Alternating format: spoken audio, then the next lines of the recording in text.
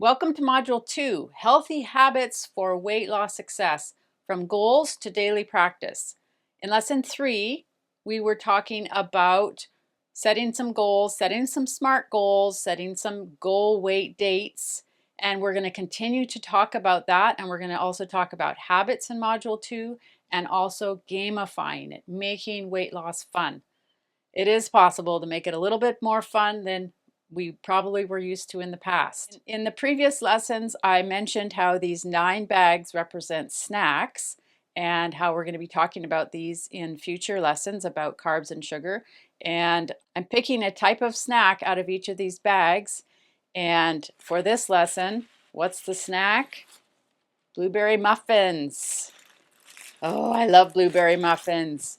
Okay, stay tuned and we'll find out how many sugar cubes are in a blueberry muffin. I love inspirational quotes, and when I read this quote from James Clear, who wrote Atomic Habits, I really connected with this because I have actually put this into practice. James Clear, one of the biggest hacks or strategies for building better habits is worry a little bit less about having superhuman willpower and worry a little bit more about designing an environment where you won't need willpower at all. You don't need willpower at all. Lesson 4, how to use charts to change your lifestyle. Changing our lifestyle, we have to keep track of what we do. In order to do anything in life, if we want to be a doctor, we need to go to university. We have to track the progress to go through those courses, to go through those semesters and the course curriculum, and we go through it all systematically, and eventually we get there. That's to change your career. If you're going to change anything else in life, we have to track it. So if we're going to change our lifestyle, the same thing applies. We have to figure out how to get from point A to point B. Having visual charts, having spreadsheets, having tracking apps, having food logs and measurement charts and lists, that helps us with weight loss. Those are all things that I used to lose the weight, and I recommend very strongly that you use for you to have success also with weight loss. I'll talk about these in future lessons as we go along, and you're going to see how these are going to help you with your weight loss. In this lesson, we're going to talk about weighing ourselves every day. I don't think I weighed myself every day for probably 2 years, but before that, for decades, I would weigh myself a lot because I was yo-yo dieting all the time. But I never tracked it, or very rarely did I actually track it every single day and write that down. When I had the last 40 or 50 pounds to lose, I did start to track this, and this is why I'm talking about it, because it was really important. And I just got a piece of paper, I cut it into strips, I taped those strips together, and it was this long sheet by the end of losing the last 50 pounds that I had to lose. And then I would keep track of it at the end of each week. So why should we weigh ourselves every day? It helps us stay accountable to ourselves. It keeps us motivated as we see our progress, and it's hard to reach our goal without tracking it. We don't really know. If you have weighed yourself in the past and it's been discouraging because you'll notice that your weight goes up and down between days, that's okay, and that's actually normal because our food intake and the amount of exercise or what we're doing each day is different. So we aren't actually using up the same amount of energy each day, and we're not eating the exact same meals each day. That's why our weight goes up and down. That's okay and that's normal. But we want to track it every single day, and then we want to see at the end of the week. If you just do the weeks, you can forget. I really found this important, that I did it every day, even though it was boring, it was tedious, it doesn't take very long, but it was like, oh, why do I have to do this every single morning? But it was this consistency, like brushing your teeth. It was this consistency, and every single day I would write it down, and by the end of the week, I would see that I had changed. I had lost weight by the end of the week. It might have only been half a pound that week, but it might have been a pound that week, might have been a pound and a half. I am so sure that you will be more successful if you weigh yourself every day. You will need these numbers for other charts. So weighing yourself every day is really important, and then the weekly amount is really important. A helpful tip here is keep the lists for after you reach your goals. some of these things I'm talking about is going to be related to the end, because I really believe you can reach your goal. So I want you to see that at the end, you're going to keep these charts. You're going to keep them. And so keep the lists for the future also. And another helpful tip is you won't have to weigh yourself every day after you reach your goal weight. I weigh myself maybe once a month, once every couple months now. And because my clothes, I only have really one size in my wardrobe. And so then my clothes tell me if I put on a little bit of weight or not. And because I eat fairly consistently, now that I'm maintaining my weight, so you won't have to weigh yourself every day. So that's a good thing to look forward to. So it's a time and a season in your life, and then you won't have to do it. This is a visual that I really liked because it shows that if we do small steps, we're more likely to reach our goal than if we take a large step. Better to have small incremental goals. The 1 pound a week, that's like the rails on this ladder. So much easier to achieve than having a great big goal. You know the total amount you want to lose, but you're going to reach it by small incremental steps. Here's another great quote. You can't improve what you don't measure. So measuring our weight for the weigh scale is one way that we are going to be able to improve it because we're looking at it. Bonus number 4 is a daily check-in, a tracker to keep your weight loss in check. This is one of those really important charts. The daily weight loss tracker, charting your weight every day.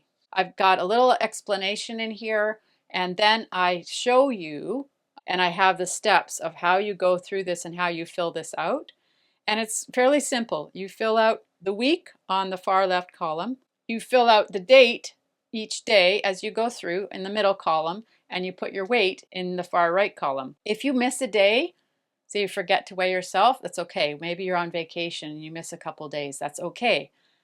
Just start back and don't skip that day. Let it sit there as a blank on that line, because then you'll be able to keep those weeks in check and you'll always have the same 7 days and you'll always start on the same day. If today is the day you're going to be starting and it's a Monday, you put it in the Monday. So that means for the rest of your weight loss, Monday is going to be the day that you'll put in on all those other charts. So just decide which day it's going to be and then start weighing yourself every morning. I recommend after you've gone to the washroom and with no clothes on, so it's like the lowest weight. We're always the lowest weight in the mornings. That's when I recommend it. Put in the dates as you weigh yourself and then put in the week number. So if you have 50 pounds to lose and you're planning on losing it in 50 weeks, then you'll put in, week 1, week 2, week 3, and you're going to print out enough to make it to 50 weeks and put it on your wall. That makes it easy. If it's near your weigh scale, my weigh scale was under my bed, and I literally put this on my bedroom wall, and I put a string with a pen at the bottom, so it was easy to mark it. Very, very practical. And so every morning I would put in my weight and I write it down every single morning. I did that for 8 months straight. One of the best things I could have done. It's so simple. It seems so simple, but it really, really was one of the best things. And it was one of the puzzle pieces put together with these other things that made it all work. These are the 2 ones you can download, the color version or the grayscale one. This represents 6 weeks, 7 days each. So if you have 50 pounds to lose or 80 pounds to lose, just print off the amount of weeks that you're going to need to reach that. And then you have them all ready and it's ready to go. And you've got, 6 sheets or 8 sheets, 10 sheets, however many it is, in order for you to reach your goal. That's what I really recommend for weighing yourself every single day. Bonus number 5 is measuring. Now, I was a seamstress, earning money as a seamstress. I still sew once in a while, but I was a seamstress. So having a flexible measuring tape was really, really important when you're a seamstress. You're going to probably have to go to a sewing store, or you can order it online. Flexible measuring tape, and you can choose whether you're metric or imperial. So if you measure yourself once every month, you're going to be noticing more changes than if you try to measure yourself every week. Because this weight loss program really emphasizes the slow weight loss in order to be able to maintain it long term. That means you're not going to see the measurements as easy. You're going to see a quarter or an eighth of an inch difference between the weeks. That's going to be discouraging. It's not going to like motivate you. So in order to make this work, you actually do it less. It's the opposite of the weigh scale, where I recommend every single day weigh yourself. This I'm actually recommending not measuring yourself very often, once a month at the most. Why take measurements? It's another way to track your progress, and you can see when you reach your measurements goals, and you won't have to take measurements again after you reach your goal weight. Just like I don't have to do that anymore. My clothes tell me when I've gained or lost weight. Maybe you knew what you were like when you were 25 or 35, and you want to get back to that measurement, that waist measurement, that hip measurement, or that bust measurement, then you can have that goal.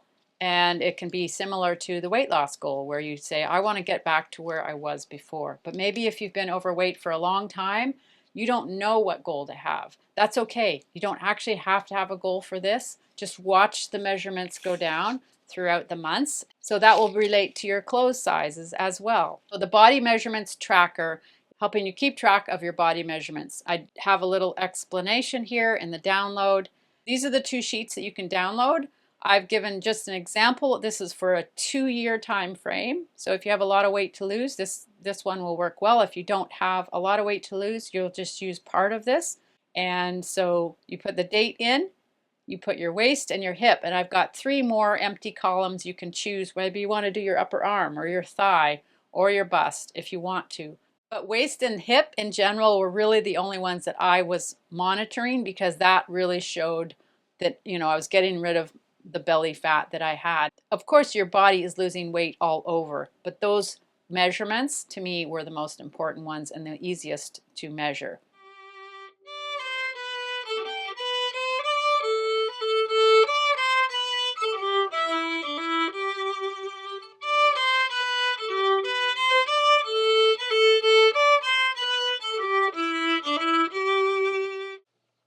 That is a little bit of my amateur violin playing. In lesson 5, I'm going to be talking about habits, and a habit for learning an instrument would be practicing every day.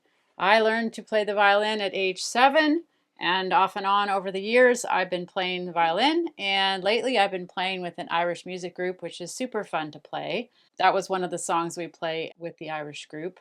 So practicing an instrument is a habit. There's habits that we can learn as we are wanting to lose weight that can also help us to get to the goal of being good at what we are doing. So what are we wanting to be good at? We don't want to be good at dieting. We've probably done that in the past. If you're like me, we've been doing that a long time. We're good at dieting, going on the yo-yo cycle of dieting. That habit we want to break. We want to have a new habit of changing our lifestyle and having things that we can do every day long term in order to maintain the weight loss. So looking forward to seeing you in lesson 5.